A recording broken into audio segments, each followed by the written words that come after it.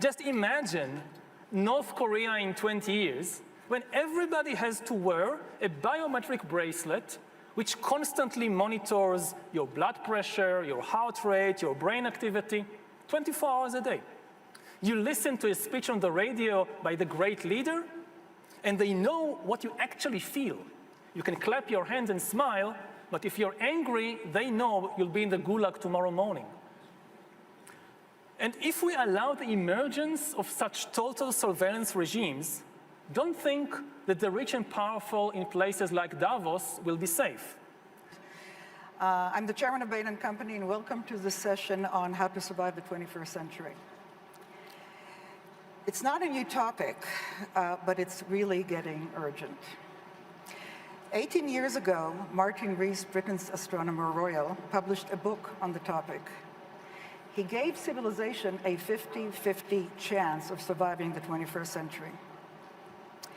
Today, he says his concerns have only grown. He cites new technologies and environmental catastrophe as the reasons.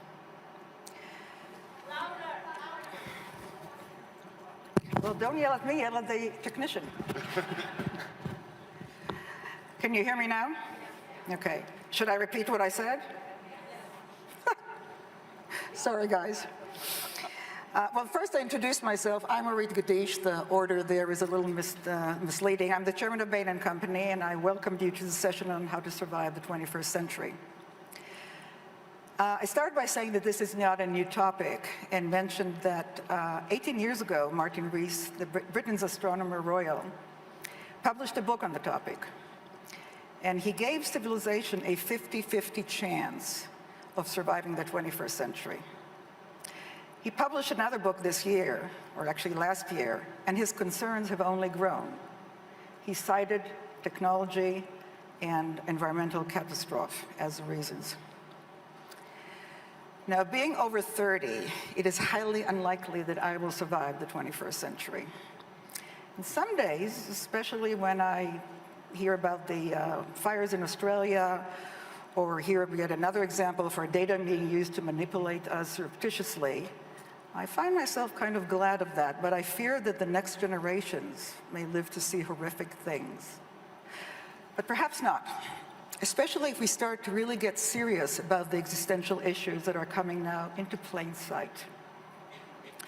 With us today is Yuval Noah Harari. He's a best-selling author of 3 books. The latest is 21 Lessons for 21st Century. He's a historian and a philosopher.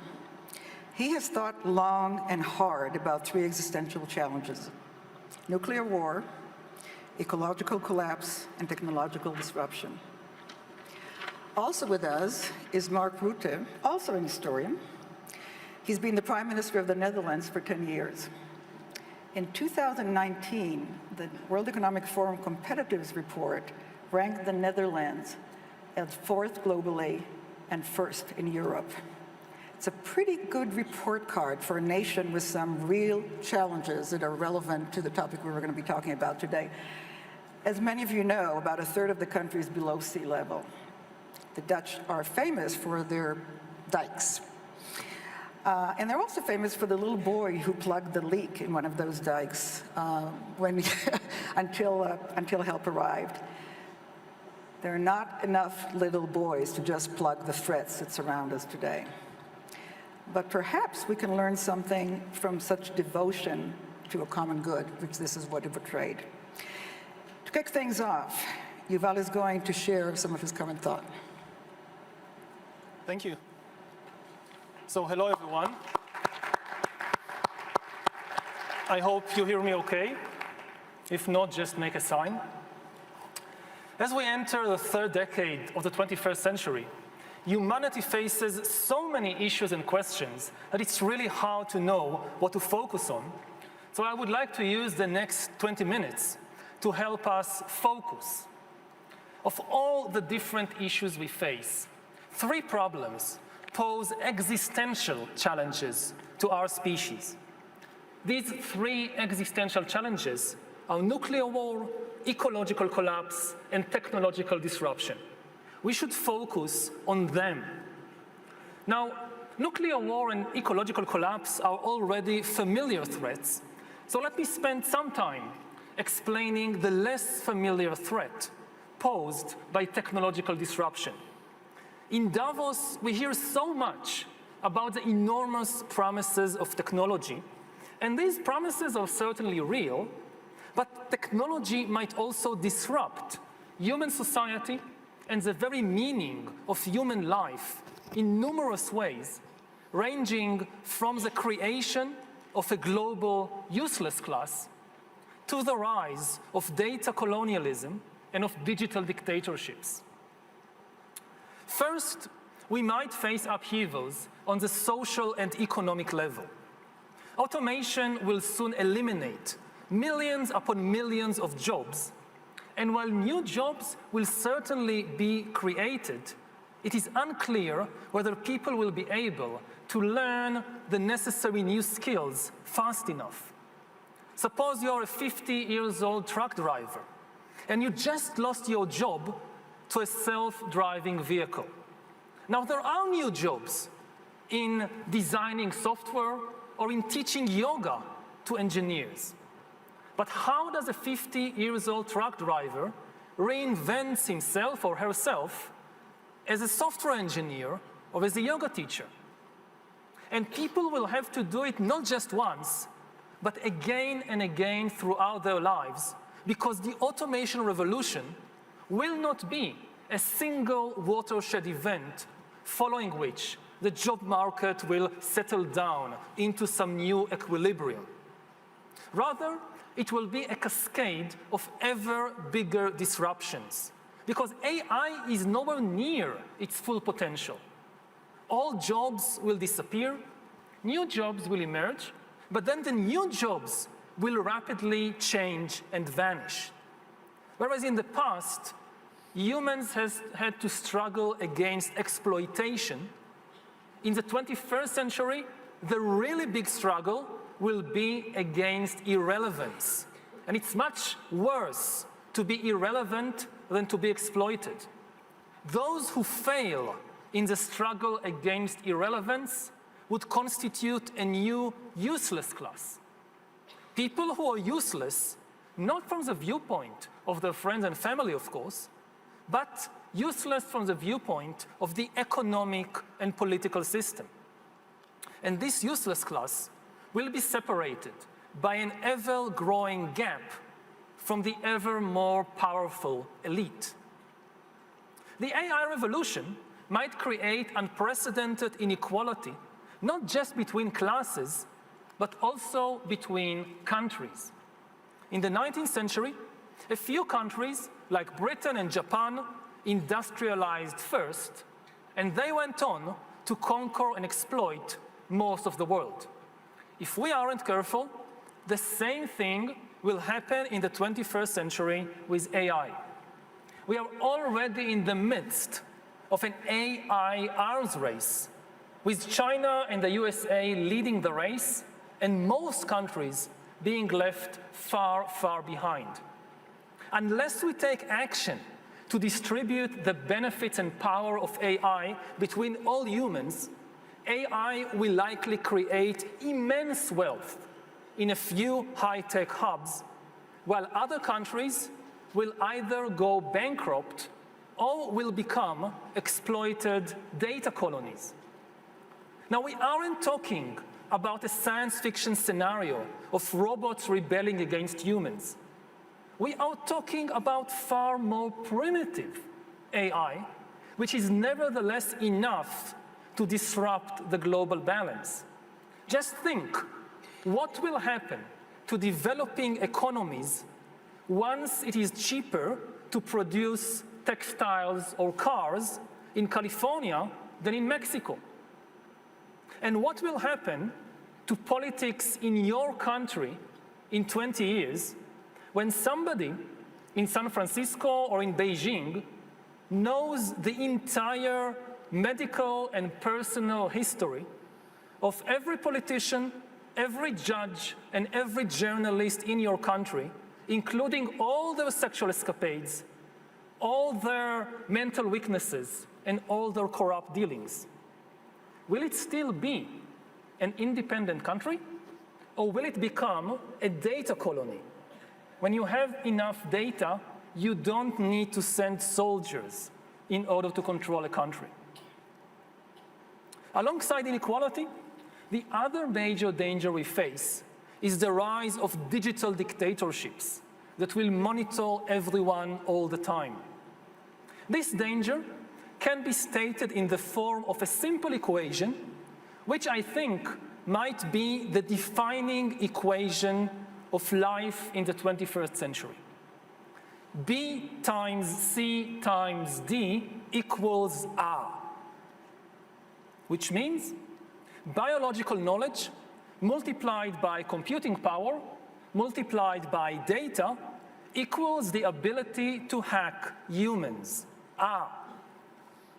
If you know enough biology and you have enough computing power and data, you can hack my body and my brain and my life, and you can understand me better than I understand myself.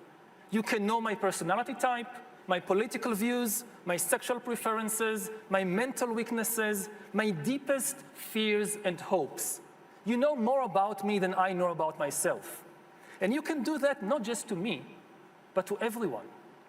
A system that understands us better than we understand ourselves can predict our feelings and decisions, can manipulate our feelings and decisions, and can ultimately make decisions for us. Now, in the past, many tyrants and governments wanted to do it, but nobody understood biology well enough, and nobody had enough computing power and data to hack millions of people. Neither the Gestapo nor the KGB could do it. But soon, at least some corporations and governments will be able to systematically hack all the people. We humans should get used to the idea that we are no longer mysterious souls. We are now hackable animals. That's what we are. The power to hack human beings can, of course, be used for good purposes, like providing much better healthcare. But if this power falls into the hands of a 21st century Stalin, the result will be the worst totalitarian regime in human history, and we already have a number of applicants for the job of 21st century Stalin. Just imagine North Korea in 20 years, when everybody has to wear a biometric bracelet which constantly monitors your blood pressure, your heart rate, your brain activity, 24 hours a day. You listen to a speech on the radio by the great leader, and they know what you actually feel. You can clap your hands and smile, but if you're angry, they know you'll be in the gulag tomorrow morning. And if we allow the emergence of such total surveillance regimes, don't think that the rich and powerful in places like Davos will be safe. Just ask Jeff Bezos. In Stalin's USSR, the state monitored members of the communist elite more than anyone else. The same will be true of future total surveillance regimes. The higher you are in the hierarchy, the more closely you will be watched. Do you want your CEO or your president to know what you really think about them? So it's in the interest of all humans, including the elites, to prevent the rise of such digital dictatorships. And in the meantime, if you get a suspicious WhatsApp message from some prince, don't open it. Now, even if we indeed prevent the establishment of digital dictatorships, the ability to hack humans might still undermine the very meaning of human freedom. Because as humans will rely on AI to make more and more decisions for us, authority will shift from humans to algorithms. And this is already happening. Already today, billions of people trust the Facebook algorithm to tell us what is new. The Google algorithm tells us what is true. Netflix tells us what to watch. and the Amazon and Alibaba algorithms tell us what to buy. In the not-so-distant future, similar algorithms might tell us where to work and whom to marry, and also decide whether to hire us for a job, whether to give us a loan, and whether the central bank should raise the interest rate. And if you ask why you were not given a loan, or why the bank didn't raise the interest rate, the answer will always be the same. Because the computer says no. And since the limited human brain lacks sufficient biological knowledge, computing power, and data, humans will simply not be able to understand the computer's decisions. So even in supposedly free countries, humans are likely to lose control over our own lives and also lose the ability to understand public policy. Already now, how many humans really understand the financial system? Maybe 1%, to be very generous. In a couple of decades, the number of humans capable of understanding the financial system will be exactly 0. Now, we humans are used to thinking about life as a drama of decision-making. What will be the meaning of human life when most decisions are taken by algorithms? We don't even have philosophical models to understand such an existence. The usual bargain between philosophers and politicians is that philosophers have a lot of fanciful ideas, and politicians patiently explain that they lack the means to implement these ideas. Now we are in an opposite situation. We are facing philosophical bankruptcy. The twin revolutions of infotech and biotech are now giving politicians and business people the means to create heaven or hell, but the philosophers are having trouble conceptualizing what the new heaven and the new hell will look like. And that's a very dangerous situation. If we fail to conceptualize the new heaven quickly enough, we might be easily misled by naive utopias. And if we fail to conceptualize the new hell quickly enough, we might find ourselves entrapped there with no way out. Finally, technology might disrupt not just our economy and politics and philosophy, but also our biology. In the coming decades, AI and biotechnology will give us godlike abilities to re-engineer life and even to create completely new life forms.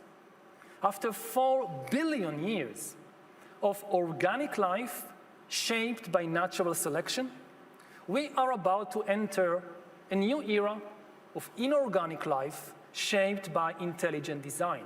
Our intelligent design is going to be the new driving force of the evolution of life. And in using our new divine powers of creation, we might make mistakes on a cosmic scale.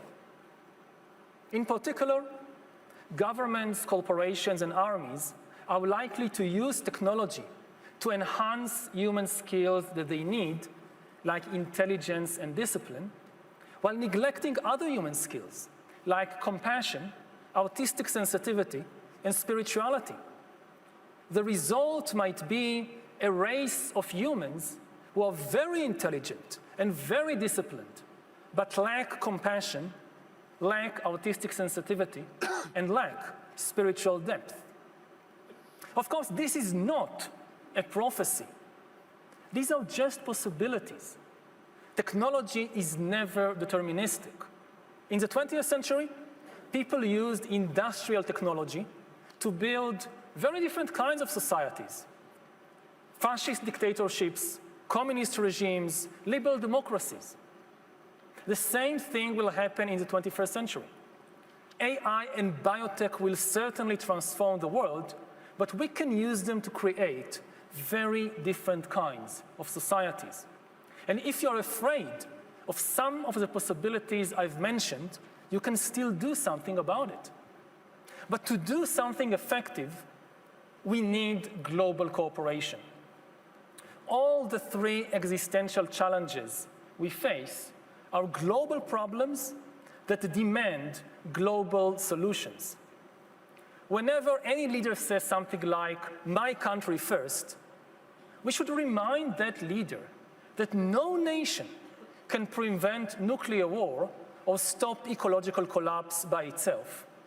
And no nation can regulate AI and bioengineering by itself. Almost every country will say, "Hey, we don't want to develop killer robots or to genetically engineer human babies. We are the good guys. But we can't trust our rivals not to do it. So we must do it first." If we allow such an arms race to develop in fields like AI and bioengineering, it doesn't really matter who wins the arms race. The loser will be humanity. Unfortunately, just when global cooperation is more needed than ever before, some of the most powerful leaders and countries in the world are now deliberately undermining global cooperation. Leaders like the US president tell us that there is an inherent contradiction between nationalism and globalism, and that we should choose nationalism and reject globalism. But this is a dangerous mistake. There is no contradiction between nationalism and globalism, because nationalism isn't about hating foreigners. Nationalism is about loving your compatriots. And in the 21st century, in order to protect the safety and the future of your compatriots, you must cooperate with foreigners. So in the 21st century, good nationalists must be also globalists. Now, globalism doesn't mean establishing a global government, abandoning all national traditions, or opening the border to unlimited immigration. Rather, globalism means a commitment to some global rules. Rules that don't deny the uniqueness of each nation, but only regulate relations between nations. And a good model is the Football World Cup. The World Cup is a competition between nations, and people often show fierce loyalty to their national team. But at the same time, the World Cup is also an amazing display of global harmony. France can't play football against Croatia unless the French and Croatians agree on the same rules for the game. And that's globalism in action. If you like the World Cup, you're already a globalist. Now, hopefully, nations could agree on global rules, not just for football, but also for how to prevent ecological collapse, how to regulate dangerous technologies, and how to reduce global inequality. How to make sure, for example, that AI benefits Mexican textile workers and not only American software engineers. Now, of course, this is going to be much more difficult than football, but not impossible. Because the impossible, well, we have already accomplished the impossible. We have already escaped the violent jungle in which we humans have lived throughout history. For thousands of years, humans lived under the law of the jungle in a condition of omnipresent war. The law of the jungle said that for every 2 nearby countries, there is a plausible scenario that they will go to war against each other next year. Under this law, peace meant only the temporary absence of war. When there was peace between, say, Athens and Sparta, or France and Germany, it meant that now they are not at war, but next year they might be. And for thousands of years, people had assumed that it was impossible to escape this law. But in the last few decades, humanity has managed to do the impossible, to break the law, and to escape the jungle. We have built the rule-based, liberal global order that, despite many imperfections, has nevertheless created the most prosperous and most peaceful era in human history.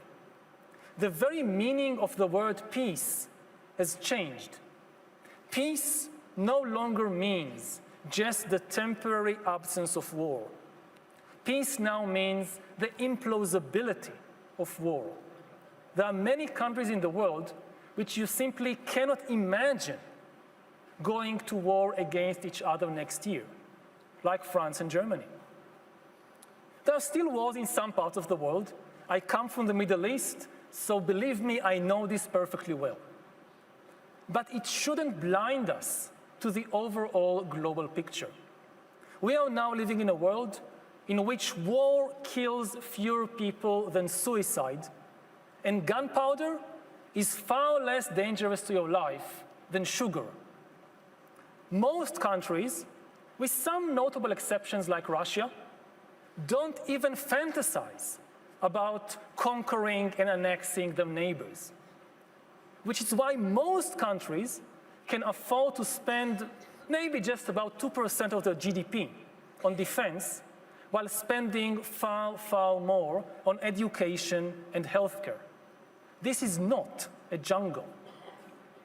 Unfortunately, we've gotten so used to this wonderful situation that we take it for granted, and we are therefore becoming extremely careless.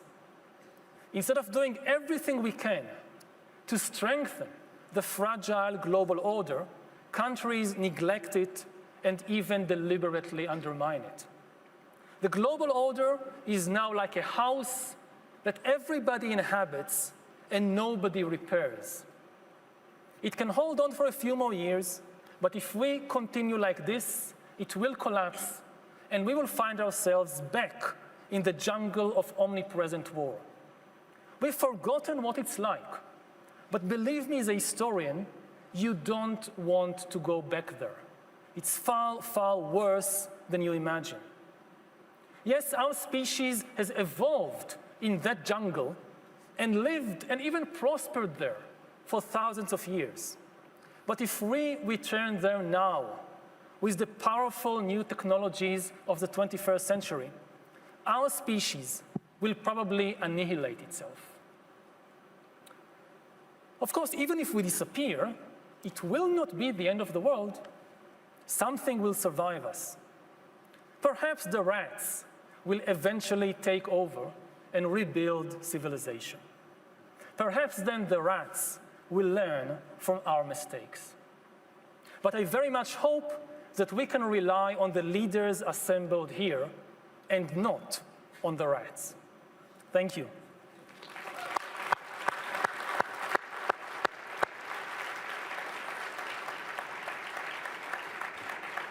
Very good. Thank you, Yuval. That was very thought-provoking and challenging introduction, and pretty frightening. Let's hope the rats don't get the upper hand. And with that in mind, let me turn to you, Prime Minister. You're head of a government responsible for the well-being of millions of people. And in 2019 alone, you have signed multi-partner strategic agreements on both climate and AI. And then also, you're one of the leaders of the EU, which is the first organization to think really about data and privacy, and to come out with this bold green initiative based not on scaring people, but really as a strategy for growth. What's your take on this on the road ahead?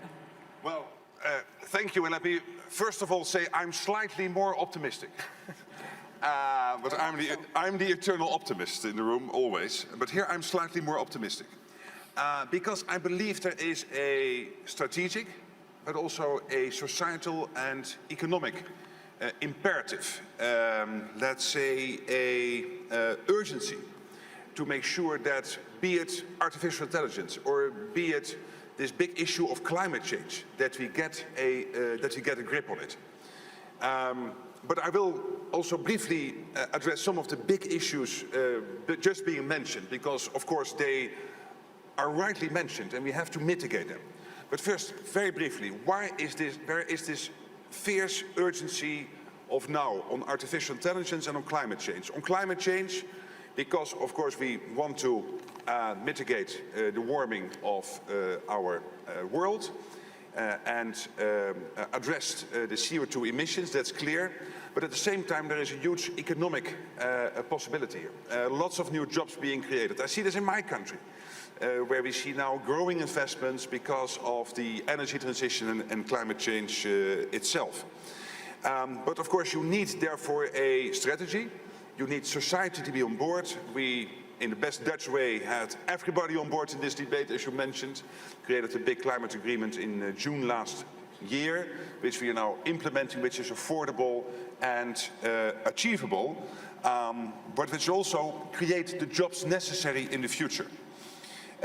I believe the same is true for artificial intelligence. The possibilities this will present in terms, for example, of cancer research, in terms of, for example, being able to have precision farming with a smaller CO2 footprint than at the moment, autonomous driving, energy transition itself. In all these areas we need artificial intelligence. I believe it is a bigger transformation than the invention of the internet itself. If we do it rightly, because things can go horribly wrong. That means also we have to focus when it comes to climate change on climate adaptation. We will host in October this year a big climate adaptation summit, being 1/3 of the country being below sea level. We need to do this. As we always say, God created Earth, the Dutch created the Netherlands. So we want to showcase this to the world, how to work on climate adaptation. In terms of artificial intelligence, of course it is crucial that we change the educational system. It has to adapt to what is happening in the area of artificial intelligence. We need to have the European human-centric approach leading us here. That, I think, is crucial. And standards, for example, in the terms of data and privacy is very important here. And then I come to the big issues being addressed, very briefly. One, yes, we have to stay anchored in a multilateral global world system. But then it doesn't help to constantly beat Trump. Not that you were doing this, but I know that during the Davos sessions we like to beat Trump. It doesn't help at all. He is President of the United States. I believe that he rightly addresses some of the big issues in terms of the functioning of the UN, NATO, the WTO. So let's make use of the fact that he is President of the United States to change these global organizations, because you're right. We can never deal with these issues in bilateral ways. The strong men, Trump, Erdogan, Bolsonaro, Xi Jinping, they cannot in a bilateral way, in a traditional way, deal with the global issues.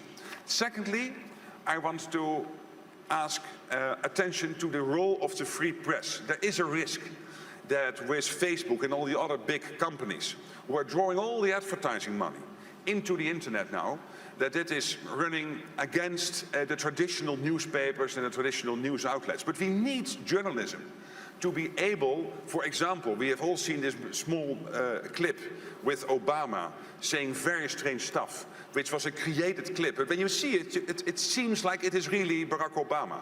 Imagine that this clip would be aired on television 1 or 2 days before the election, with some of the national politicians being in that small clip on the internet or on television. That might have a huge impact on election outcomes. So you need the free press at these moments to be able to explain to the people what is really happening. But that costs money. So one of the pleas I have with big business here in Davos, don't put all your money in the internet advertising. Make sure that our newspapers, our news outlets, also our TV stations, also in the future will be able to pay sensible and real salaries to our journalists to be able to do this. I believe it is crucial. And finally, I think what will help here, of course, is when you have an established democracy.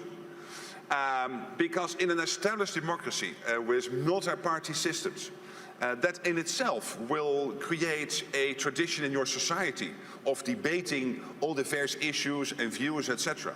And that is to the core of what we as human beings are. We like to debate. And you come from Israel. Israel is one big debating society. And most of our established democracies are, thrive on debate, thrive on opposing views.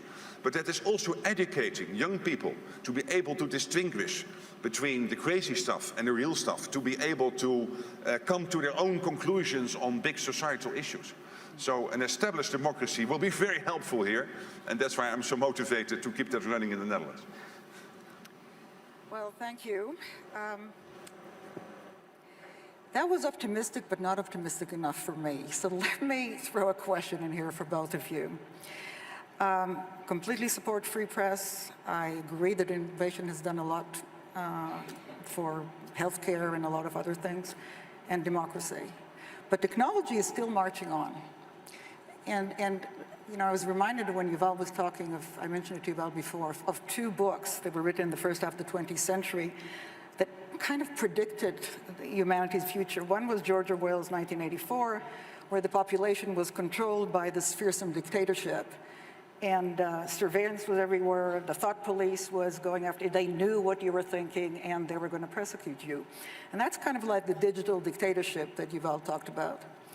The other book, which in some ways is more scary, is Huxley's Brave New World, where by contrast, the population is bred or programmed to want what the world state is willing to provide them.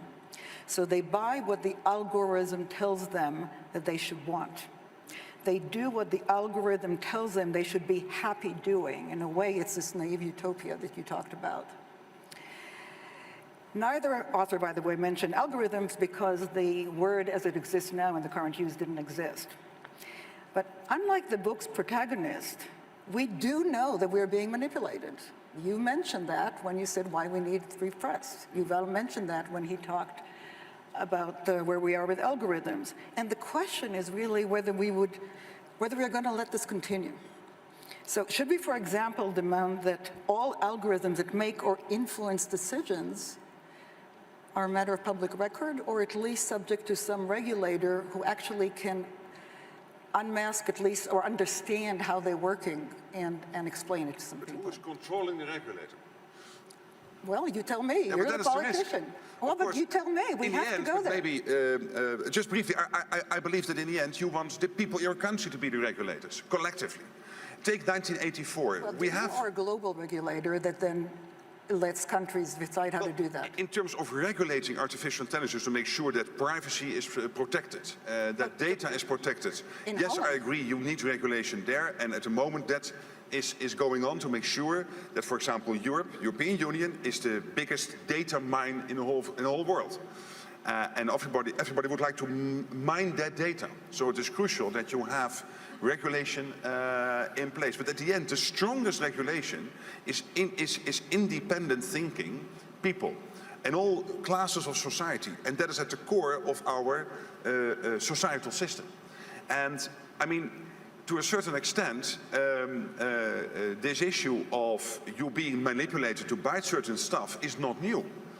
We know that even in the 19th century in magazines you would find advertising geared to your particular preferences. That is not too different from what is happening nowadays in algorithms on the internet. Of course, it was old-fashioned, but trying to somehow be able to channel your message to a particular audience is not different from what happened in the traditional media in the 19th and 20th century, advertising, whatever. What you don't want is things like Cambridge Analytica, that there was this impression that on what you were doing in the internet on Facebook was basically being geared to certain messages given to you, which would then almost conduce you to vote in favor or against the Brexit referendum or whatever. I think in reality it was not that sophisticated as we sometimes think, but of course these risks are there, so you need some form of regulation. But in the end, let's not be too scary about this, because if we start to regulate it too heavily, then that will immediately pose the question, who is controlling the regulator? Because that man or woman will have a lot of power. Yuval, do you want? If I can be a bit more scary nevertheless, you know, the AI revolution is barely an infant. You know, 5 years ago, nobody talked about AI except for a few scientists. And what we saw in the 2016 elections with Cambridge Analytica, that's nothing. I mean, we still haven't passed the crucial watershed. The real watershed is the union of AI with biometrics. At present still, the vast majority of data being mined and people being hacked, it's not based on by biological knowledge, on by biological data. It's based on where I click, where I go, what I buy, and things like that. It's still outside the body. The real line in the sand is when biometric sensors become ubiquitous, and it's happening, and the data starts coming from within the body. And they can access your heart, your brain, not just your credit card. And again, AI it's nowhere near its full capacity. It's going to get much, much more sophisticated. So it's going to also to be much more difficult to regulate it, especially because even if, like the European Union, you have a law saying that if an algorithm makes a decision about me, like not hiring me for a job, I have the right to know why, which is very crucial. But to me, it seems completely ineffectual because the way algorithms make decisions about us is based on enormous amounts of data points. When a human decides not to hire me for a job, it's usually based on 2 or 3 salient data points, and I can understand why. Hey, you're gay, you're Jewish, we don't want you. Hey, that's discrimination, you can't do that, that's easy. But an algorithm, the big thing about big data and AI, you take thousands, tens of thousands of data points, each contributing a very small percentage. And that's how it makes decisions. Now, I can have the right to get all the information, so they'll give me a big book of 1,000 pages with lots of numbers. This is why the algorithm didn't hire for a job. But you won't understand. What do I do with that? So the thing is, the way the decisions are being made in the world is going to change. Algorithms make decisions in a different way than humans. Let me take it from here. I acknowledge what both of you said and pick it right up from here. You're both historians, and history is littered with empires and worlds that sort of look back and said, if only we would have done that at that moment, the world would have looked different now. I think we are at that moment. I don't think, we talk about the things we want, we talk about multilateralism, but there are countries who tell us that they don't actually want to cooperate on the standards of the world. There are people who will tell us that I don't want to change the way I make profits, and there is no regulator right now doing that. So this might be the moment in time where we need to think, well, we know that people start to cooperate when they face a common enemy. And my question to both of you, from slightly different points of view, how do we get a real or perceived common enemy out of those real challenges that face us? And Yuval, you talk a lot about the fictions that unite people and religions and nations. Mm-hmm. You've traveled the world. Let me ask you first, and then you, Prime Minister. So, with nuclear war and ecological collapse, it's relatively easy because it's obvious it's a threat to everybody. Nobody's going to win a nuclear war. But with technological disruption, it's much more difficult because there are some people, corporations, and governments think, and with some good reason, that they can win an AI arms race.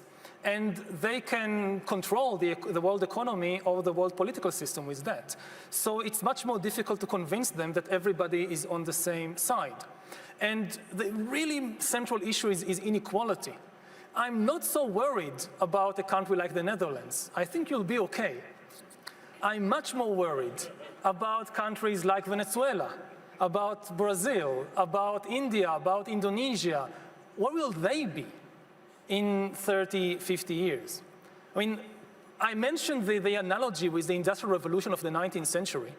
When a few countries dominated and exploited everybody else, it could be much, much worse in the 21st century if you have just a few countries that dominate the new divine powers of AI and biotechnology. And even if you think about the Netherlands and Europe, Europe is hardly in the race. At present, at least with AI, it's really China versus the US. And neither is a very good option as far as we can tell.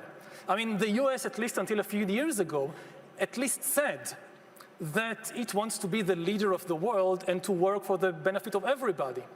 Now it resigned its role of leader of the world, and it openly says, we don't care about anybody except ourselves. And that's not a leader. You don't follow a leader whose motto is, me first. So I think there is an opportunity here. I think the opportunity is a wake-up call, especially for Europe, that you can't rely on the US anymore, and you should be maybe a third independent way. But as things look in 2020 from the big 20 tech companies in the world, I don't think that any is European. Let me actually give a word for Europe, so I'll share the burden from a business point of view, which I've been asked to do as well. A very important part in what's going to be going on is the way actually decisions are being made about technology, where it's bought, and how it gets used. And while the US and China have the big platforms that people talk about, the technology companies, Europe actually is quite unique relative to the United States. It has 5G, people who can still actually make 5G working. Now, in America, there isn't a single company that can do it today. And the reason for that is because when mobile started, the United States went a different direction, Europe agreed on a similar format, and they went down the experience curve, both cost-wise and quality-wise.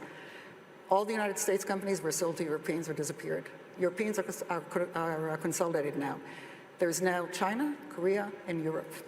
That is an opportunity for Europe, in my mind, to actually take a step in technology, make a huge difference, because when you think about the future, those who control 5G or make 5G will actually control all the infrastructure on which the technology that we're talking about is going to be. Well, I'm not as negative about America as some of you in this room, because I still believe America is the leader of the free world, and I cannot envisage any big global issue being solved without the involvement of the USA. Despite who is president, not important. At the end, that is still the case. But at the same time, the European Union is 1.5 times bigger in its overall size of economy than the US, and 3 or 4 times bigger than China. So the question, when they are fighting each other, the US and China, it's not about first place, it's about second place. So let's not forget it. And you're right, the European Union has many, and the European countries have many other advantages. And I'd also agree that when talking about AI, and particularly when you see what will happen, as you put very clearly in your presentation, and the risks being involved, you need that regulation, including transparency. And how to have worldwide standards about transparency, that at least you understand that because of the color of your skin or whatever, you have been rejected for that job, and that you don't have to go through 100 pages of digital data. So you need that clearly decipherable worldwide standards on transparency. That's crucial. And we need the involvement of companies to help us to create that. At the end, it is the political system which has to take the decision, but you need the technological input. But I'm very optimistic about European countries being able to do this. In the Netherlands, we have this AI strategy. We're working with all the big tech companies worldwide to build AI clusters in the Netherlands, because we know that if we want to stay the 4th most competitive economy in the world and #1 in Europe, this is crucial, because this is transformational. So yes, we have to acknowledge the risks and the downsides of these new technologies. But at the same time, for our societies to come along, let's also acknowledge the enormous amount of good this can create in terms of our health, cancer research, the many things I mentioned earlier. Because I'm extremely optimistic about what that can do if you're not naive. I agree with you on that point. And that includes working on global standards. That includes maintaining the liberal international world order. But then including making changes to the big global organizations who at this moment are in many cases not functioning as they should. Well, we have less than 1 minute, and I'm supposed to summarize this. So let me actually I think we have participated and seen a discussion between a philosopher and a political leader trying to conceptualize a little further what the 21st century might look like. There was a little bit of pessimism, a little bit of optimism. I think a lot of realism as one starts to think about where to take that next, and it's important to talk about those things and to realize them. So please join me in thanking both speakers for today's excellent. And our moderators.